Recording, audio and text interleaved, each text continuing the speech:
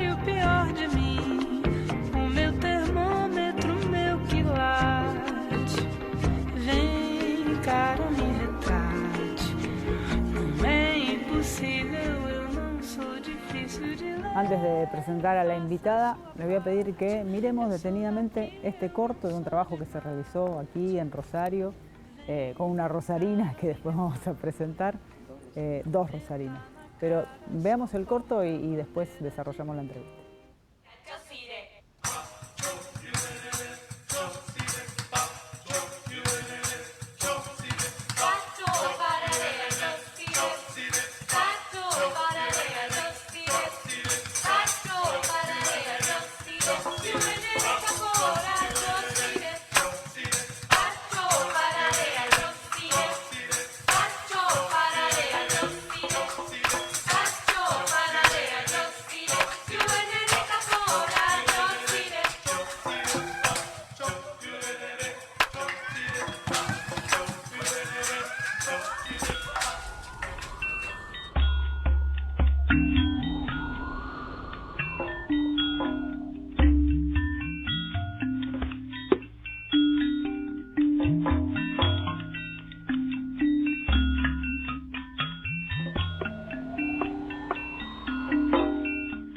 En más de 30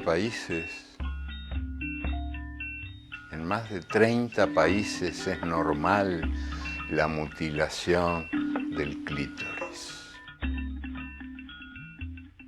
El Tajo confirma el derecho de propiedad del macho sobre la hembra y del marido sobre su mujer o sus mujeres.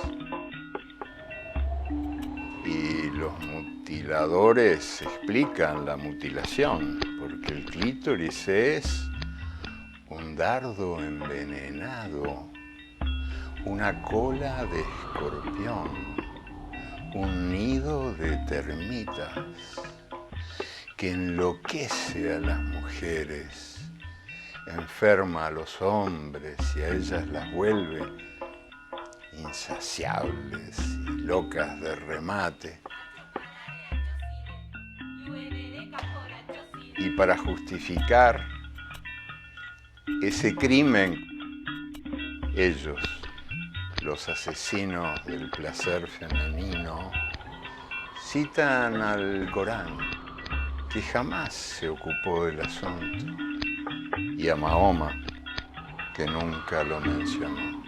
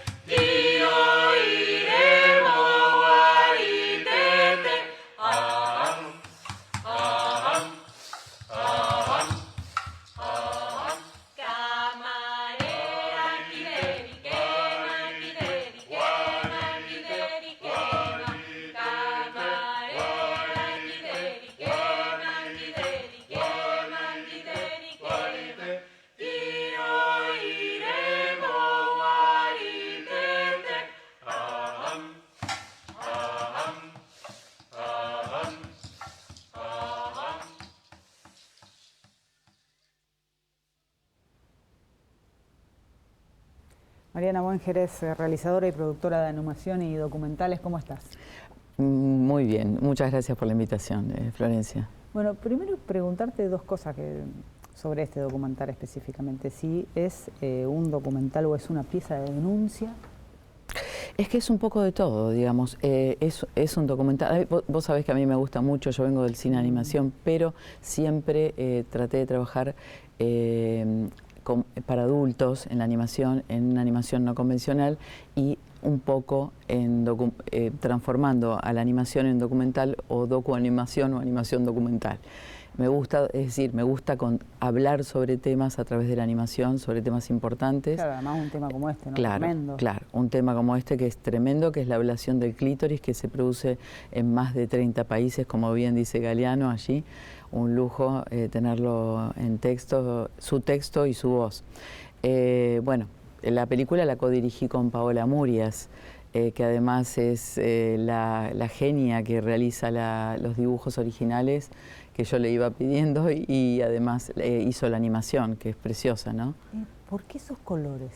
Bueno, los colores los estuvimos estudiando mucho con Paola, así como también la música característica del corto. Los colores son los colores africanos, porque la mayoría de los países que lamentablemente donde ocurre este crimen son africanos, la mayoría de los países. Pero aunque te parezca mentira, también sucede en Europa, en algunos países de Europa, en algunos recónditos lugares todavía sucede. Pero más que nada los 30 países, de los 30 países la mayoría son africanos. Entonces los colores son los africanos y las bailarinas son las africanas, de alguna manera para homenajearlas y hacer esta denuncia, así como vos bien decís, de este crimen tan terrible, ¿no? Que se escuche en todos lados, digo, porque es un corto además que ha tenido repercusiones en muchísimos países. Sí, tuvimos la suerte de ir ganando festivales y entonces nos fueron invitando de distintos países que sufran o no este abuso de poder, como hablábamos ahora en off y que vos bien decías. En realidad el corto lo extendimos, la idea mía era extenderlo, y también de Paola, extenderlo a los derechos de la mujer. Tocamos este tema de la ablación y hacemos esta denuncia para que nunca más ocurra, pero esto tiene que ver con el corte de derechos de la mujer, de alguna manera, ¿no? Desde muy niñas es una cosa terrible, donde mueren muchas niñas desangradas y otras por el shock que les produce el evento, y que además muchas veces se hace públicamente y que además a veces es avalado por las mismas madres y por las mismas familias. Parece increíble, pero es así. Porque bueno, es la costumbre de eso, es una cuestión cultural y es un abuso de poder, como lo decíamos hace un rato, del hombre sobre la mujer. Ahora ya la mujer en todo el mundo, y hace mucho tiempo desde ya, se está rebelando en contra de esta situación, pero es cultural. Sí, es cultural y es bastante difícil de erradicar. Además, digamos, esto sería, si querés, el hecho más trágico, si se quiere, no sé cómo calificarlo, de 1 a 10, digamos, es lo peor. Pero el tema del poder, de uno sobre el otro, el poder del hombre sobre la mujer, tiene un montón de caras. Tiene un montón de caras. Es una, digamos, para tratar dentro de la temática. Es una de las caras, por eso sobre el final de la película nosotras decimos, bueno, extendemos a todas las mujeres y este es un corto sobre los derechos de la mujer. Galeano era un gran defensor de los derechos de la mujer. Esta película pertenece a una trilogía que yo le propuse a Eduardo Galeano y en realidad había empezado el largo yo, Otros Sentidos, que habla sobre la mirada, y cuando leo, que Galeano me permite elegir cualquiera de los textos que él había escrito, y yo estaba como una niña, un niño con juguete nuevo, sin saber con qué texto quedarme, porque todos son exquisitos, y eran exquisitos. Bueno, leo sobre los derechos de la mujer. Yo hacía rato que quería hacer un corto con el tema de las flores y un parangón haciendo el parangón del corte de la parte reproductiva de la flor. Y le propongo a Paola esto y ella, bueno, transforma esto en la exquisitez de dibujos y la exquisitez de la animación que me regala y lo dirigimos juntas, ¿no? Pero acá hay un paralelo entre el corte, que es bastante fácil de leer, entre el corte de la parte reproductiva de la flor y este jardinero que produce este corte con el corte del clítoris, ¿no? ¿Por qué el clítoris? Y bueno, porque el clítoris es el punto de placer más importante que las mujeres tenemos y es el punto disparador del orgasmo femenino y bueno, entonces el hombre lo cercena allí en esos países y no le permite a la mujer desarrollar el poder de gozar que se puede extender a tantos otros temas, ¿no? El poder del saber y ese goce de la mujer se puede extender a poder ser profesional, poder tener oficios, poder ser madre o no, el poder también femenino. Entonces allí ese corte implica eso, ¿no? Dejar a la mujer sin el goce más importante que tenemos las mujeres, o por lo menos el disparador del goce, porque son muchas las posibilidades de poder gozar, pero a su vez, esto en lo sexual, pero a su vez extendiéndolo y como bueno, paralelo al corte de tantísimas otras posibilidades de goce de la mujer, como desarrollarse en distintos puntos, ¿no? Claro, de la sociedad. Eso un disparador ahora. Y pensando en todo lo que es el movimiento feminista y el reclamo de la incorporación de derechos y de igualdad, ¿dónde te paras ahí? Mira, yo por supuesto que me hago, digamos, partícipe de tanta defensa de los derechos de la mujer, me parece fantástico, pero también quiero reivindicar a tantos hombres que se hacen también eco de esto y que apoyan los derechos de la mujer. Yo me paro del lado de la reivindicación fuerte de los derechos de la mujer, del poder que las mujeres tenemos y de poder desarrollarnos. Cosa cercenada, por eso también este corto, desde siempre. Claro. Esto no está sucediendo en la modernidad. Sabemos que desde hace muchísimo tiempo tantísimas mujeres bregaron por los derechos de la mujer y en momentos mucho más difíciles. Claro. En momentos mucho más difíciles que pero bueno, ahora me saco el sombrero por el movimiento, por muchos movimientos feministas y todo el movimiento que la mujer está haciendo para poder defender sus derechos. Pero también me paro en la posibilidad, en la cuestión de que muchos hombres acompañan a esto, e invito a muchos hombres a acompañar a esto. Es una búsqueda de una sociedad más justa. Es una búsqueda de una sociedad más justa, exactamente. Yo me paro en esa situación, en ese lugar. ¿Hay marcha atrás en esto? ¿En estos reclamos? No, yo creo que no. Digamos, se disparó y digo, teniendo en cuenta la historia, digamos, pasando tantos años de opresión, de cercenación de derechos, de no poder votar. Esclavas. Esclavas sexuales, esclavas de todo tipo. No hay de marcha atrás para mí. Esto yo creo que puede tener en algún momento censuras y de hecho las tiene, pero esto ya no tiene marcha atrás, de ninguna manera. Sobre todo porque el varón moderno, yo lo veo en las nuevas generaciones, está entendiendo plenamente esto. Entonces me parece que ese es el punto. ¿Y por qué hice hincapié en esta entrevista tanto en el tema de los varones? Porque me parece que ahí también está el cambio. Sí, claro. El cambio fuerte va a venir de allí, claro. Porque mi hijo, mi hija y tantos otros varones de las nuevas generaciones, y de la nuestra también, que lo van entendiendo, ahí está. Ahí está también el acompañamiento fuerte que nosotras vamos a tener y vamos a lograr tener. Mariana, yo arrancaba con este corto porque la verdad es que me pareció fantástico y un poco para enlazarlo con lo que habíamos hecho en el bloque anterior, pero vos has realizado muchos documentales de animación. Y documentales de no animación también. De no animación. ¿Cuál es el panorama hoy? ¿Es difícil hacer documentales? ¿No? No, yo creo que es mucho más fácil hoy hacer documentales porque de hecho uno puede realizarlo con un teléfono y con mucha voluntad y entonces es otra cosa. La tecnología nos ha brindado mucho. Yo vengo de la etapa, y esto va a denotar mucho mi edad, pero no importa. Los años los he vivido y eso está buenísimo.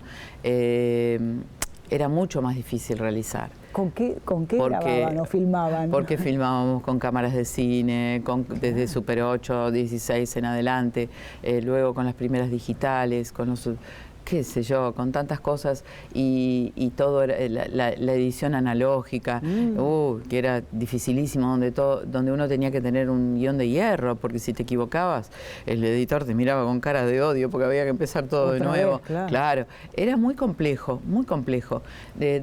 Con las nuevas tecnologías todo se ha facilitado. Esto tiene... Yo siempre me hago una pregunta, ¿esto es bueno o malo? Siempre tiene su lado bueno y su lado malo. ¿Por qué? Porque también se ha bastardeado mucho la profesión y las profesiones, y vos estás en el tema comunicación, donde cualquier persona cree que puede realizar cualquier cosa. No creo, a ver, me parece bárbaro que la gente tenga posibilidad y se haya hecho mucho más democrática esta posibilidad gracias a la tecnología. Pero hay que seguir estudiando y que las posibilidades sean más amigables. No quiere decir que uno no tenga que formarse. Al contrario, creo que hay que seguir formándose y mucho, porque todo está en el relato.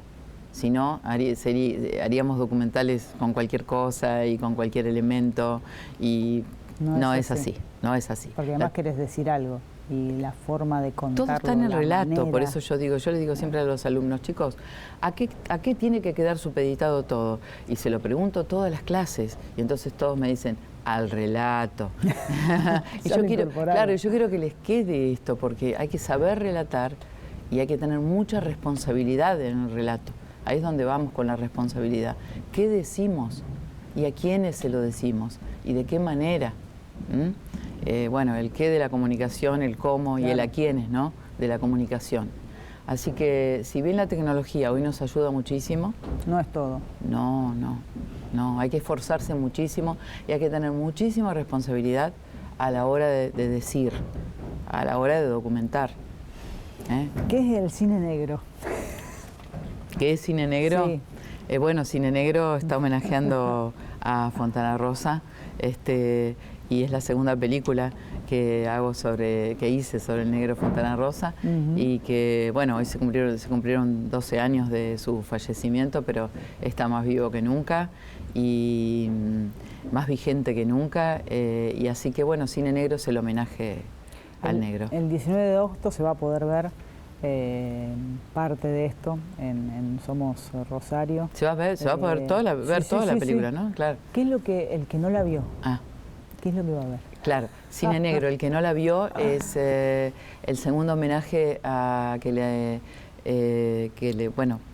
tuve la suerte de dirigir y que le rendimos en equipo, porque el cine es un equipo, siempre, al negro Fontana Rosa. Va a haber, él me pidió que hiciera una remake, me acuerdo, porque me decía directora, siempre me dice, directora, ¿te parece que hagamos una remake de la primera película que se llamó Fontana Rosa se la cuenta y confiesa que ha reído, porque le gustaban los nombres largos en homenaje a Woody Allen? Se reía mucho de los nombres largos de las películas, pero bueno, concretamente en Cine Negro se va a ver más profundamente cómo sus personajes, el Buggy y el Inodoro, fueron creciendo y se fueron desarrollando.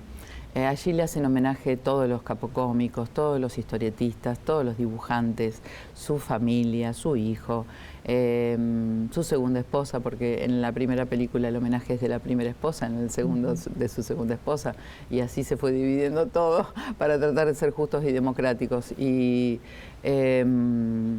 bueno, en esta segunda película se agregaron testimonios, tuvimos que sacar algunos testimonios que yo siempre digo, era como la decisión de Sofía. Claro, tremendo. Tremendo. A quienes sacamos, a quienes agregamos, porque todo el mundo quiere y quería participar en la película del negro. Así que yo siempre digo que fue la más fácil de producir, a pesar de que era la enorme responsabilidad para con el artista y tratar de estar mínimamente a la altura de él, ¿no? Última, y para cerrar, ¿qué es Fontana Rosa para vos? Una persona encantadora, que me enseñó muchísimo. Me enseñó que los grandes siempre tienen que tener humildad, y así era él. Pertenecía al grupo de los grandes artistas, con enorme humildad, en todo. Con capacidad de ser amigo, de rescatar los comentarios de los amigos y llevarlos a la literatura, que lo hizo también muy bien, y que también está incorporada a la película. Está dividida en bloques la película, y ahí está el bloque de la literatura, del fútbol. Una persona fantástica, fantástica persona. Muchísimas gracias, Mariana. No, por gracias venir. a vos.